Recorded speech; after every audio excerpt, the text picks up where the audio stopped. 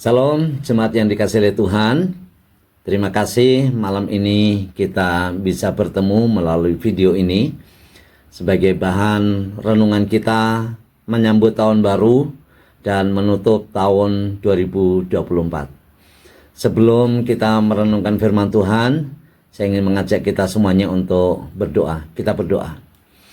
Bapa di dalam surga, kami bersyukur kepadamu. Oleh karena anugerah-Mu, Engkau telah memimpin kami, Engkau telah menuntun kami, Engkau telah menggembalakan kami sampai di penghujung tahun 2024. Sebentar lagi kami akan masuki tahun baru. Biarlah melalui firman-Mu yang kami renungkan malam ini akan memberikan kekuatan, memberikan harapan baru, memberikan keyakinan baru, melihat masa depan berjalan bersama dengan Tuhan. Terima kasih, kami sambut firman-Mu dengan ucapan syukur dalam nama Yesus. Amin. Saudara yang dikasihi oleh Tuhan, saya ingin mengajak saudara malam ini merenungkan dua ayat firman Tuhan. Yang pertama saya ambil dari Keluaran 23 ayat yang ke-20, dan yang kedua nanti dari Ulangan 31 ayat yang ke-30, ayat yang ke-8. Yang pertama saya akan bacakan untuk kita semuanya, Keluaran 23 ayat 20. Sesungguhnya aku mengutus seorang malaikat berjalan di depanmu untuk melindungi engkau di jalan dan untuk membawa engkau ke tempat yang telah kusediakan. Ulangan 31 ayat 8. Sebab Tuhan, Dia sendiri akan berjalan di depanmu. Dia sendiri akan menyertai engkau. Dia tidak akan membiarkan engkau dan tidak akan meninggalkan engkau. Janganlah takut dan janganlah patah hati. Saudara, tanpa terasa kita sudah ada di penghujung tahun 2024. Dan beberapa saat lagi kita akan memasuki tahun 2025. Kita perlu menyadari betapa baiknya Allah dan Tuhan kita Yesus Kristus sepanjang tahun ini. Dia telah menunjukkan kesetiaannya kepada kita. Seringkali kita melewati ada begitu banyak kemudahan, tapi kita juga seringkali melewati begitu banyak kesukaran. Di saat-saat tertentu kita bisa tertawa sangat terbahak-bahak, tetapi di saat-saat tertentu saudara penuh dengan tetesan air mata. Kita berlinang air mata. Kita sering mengalami suasana-suasana batin yang sangat tidak menyenangkan.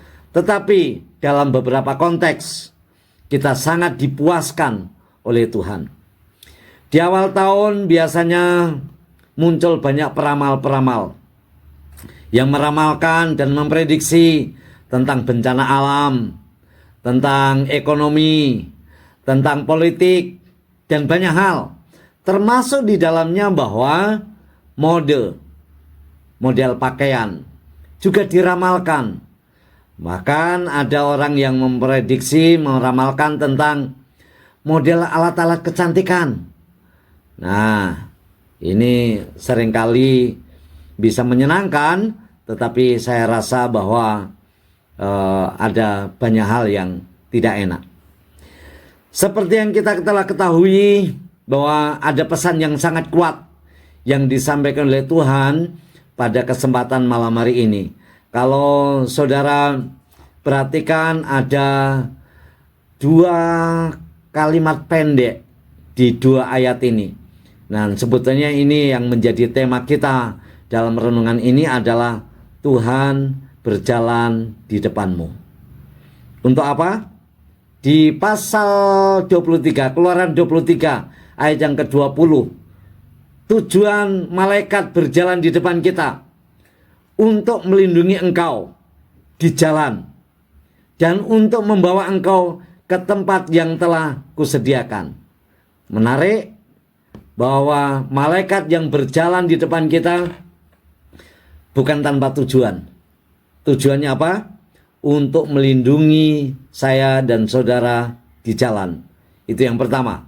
Lalu yang kedua, untuk membawa kita ke tempat yang telah Tuhan sediakan. Dan di Ulangan pasal 31 ayat yang ke-8, Tuhan sendiri berjalan di depan kita juga bukan tanpa tujuan. Ternyata ada tujuannya. Yang pertama, untuk menyertai engkau. Ini Allah Immanuel. Lalu yang kedua, tidak akan membiarkan kita dan tidak akan meninggalkan kita. Itu tujuan Tuhan yang sendiri yang berjalan di depan kita. Mengapa demikian? Ayat 8, Ulangan 31 ayat 8 bagian terakhir berkata begini, jangan takut dan jangan patah hati. Kenapa Tuhan perlu berjalan di depan kita? Karena sesungguhnya kita adalah orang-orang yang rapuh. Kita sering takut, kita sering juga patah hati. Itu sebabnya malam ini menjadi perenungan kita yang paling penting adalah melihat cara Tuhan berjalan di depan kita. Saya mencoba untuk mengumpamakan tahun 2024 ini kita sedang berjalan di sungai. Sedangkan tahun depan kita akan berjalan di lautan yang sangat luas. Tentulah kita membutuhkan armada yang berbeda. Kalau di sungai kita bisa berjalan menggunakan armada perahu. Tetapi ketika kita masuk di lautan yang luas, saya rasa tidak cukup dengan perahu.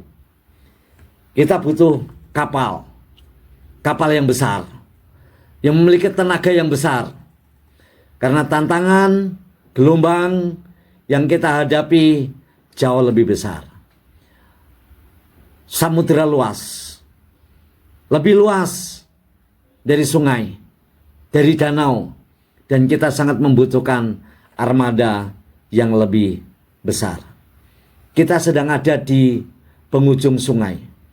Dan sebentar lagi kita akan memasuki samudera yang luas. Apa kendaraan yang dibutuhkan? Berdasarkan kepada 2 ayat di atas, saya merasa kita membutuhkan kendaraan yang lebih besar. Yaitu apa? Iman. Kita butuh iman yang lebih besar. Kita butuh kekuatan iman yang lebih besar. Kita butuh tenaga iman yang lebih besar. Kita butuh kendaraan yang memiliki kemampuan yang lebih besar. Karena Tuhan menyediakan tempat yang perlu kita arungi bersama-sama. Saudara yang dikasihi oleh Tuhan, saya sangat percaya bahwa tahun depan adalah tahun yang penuh dengan kejutan.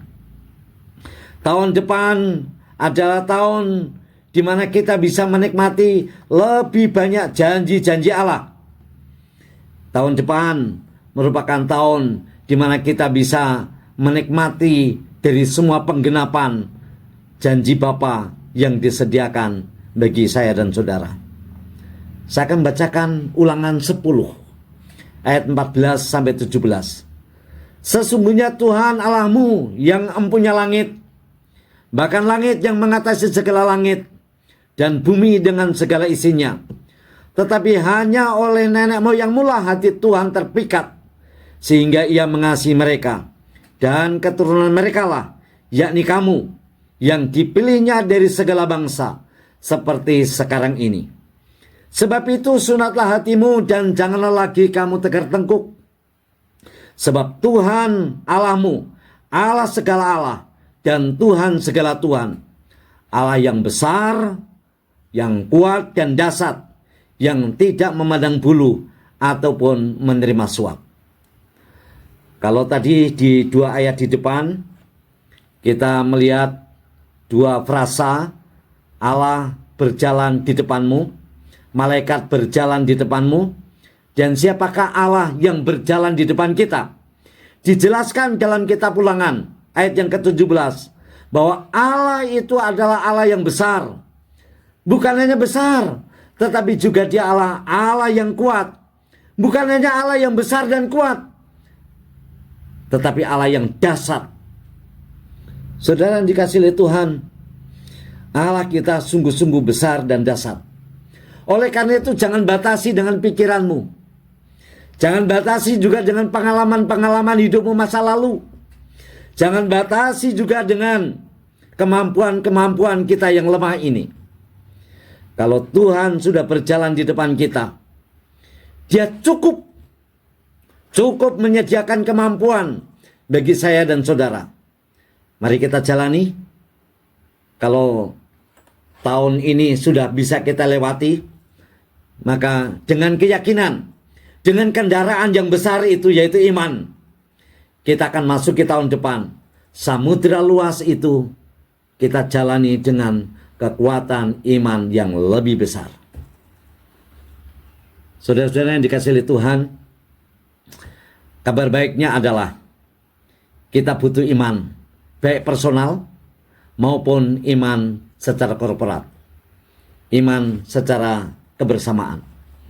Saya senang minggu yang lalu Bu Nur berdoa dalam doa syafaat di gereja, di tempat ibadah kita.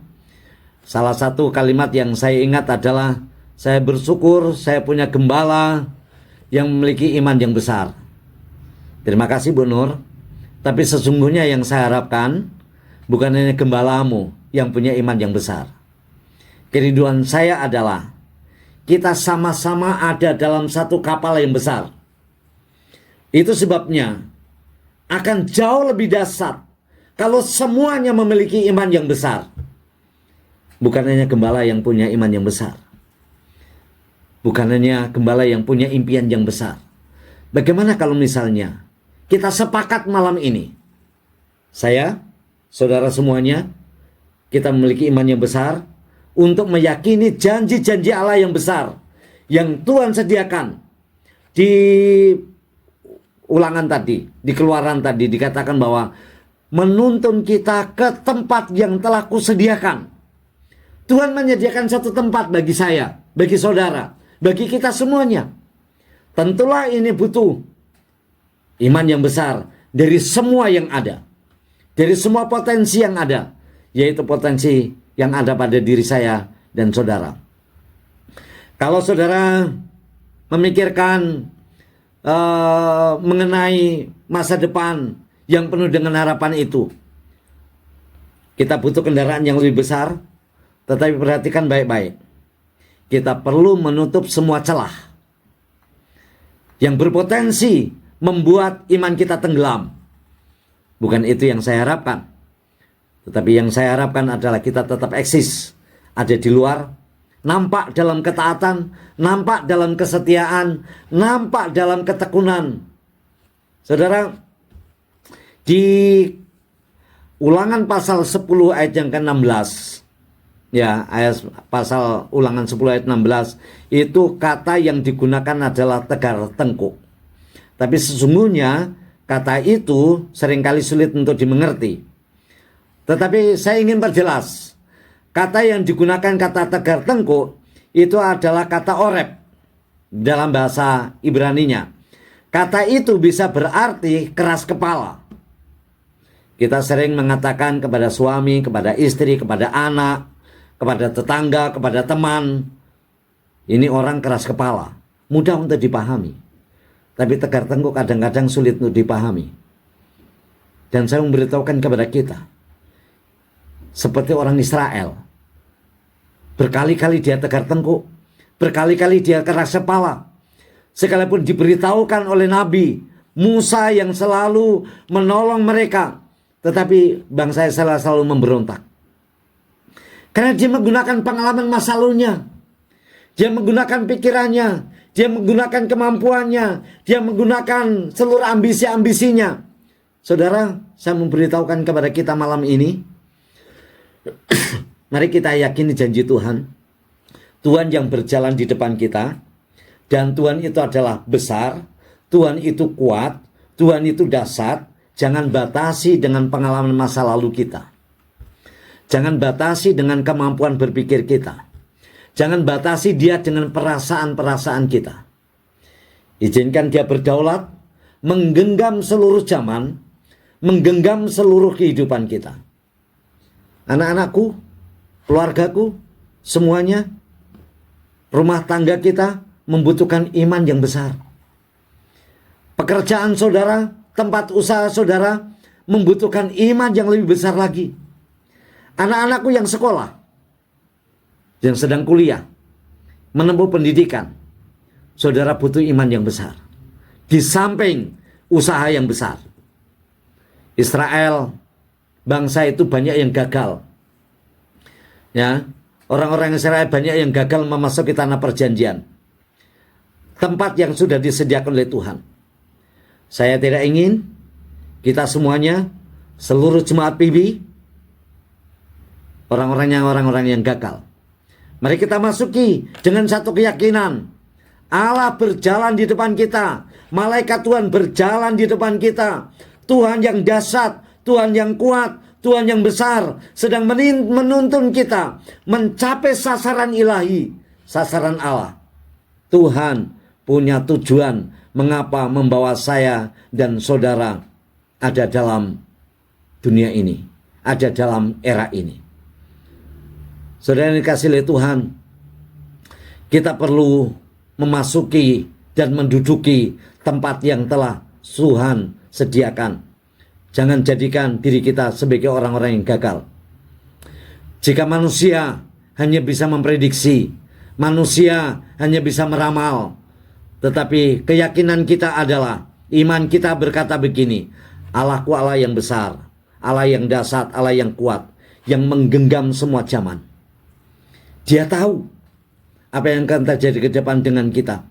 Itu sebabnya bisa menjadi sebuah alasan di mana kita bisa mempercayainya dan meletakkan seluruh ketakutan kita, kecemasan kita, keraguan-raguan kita.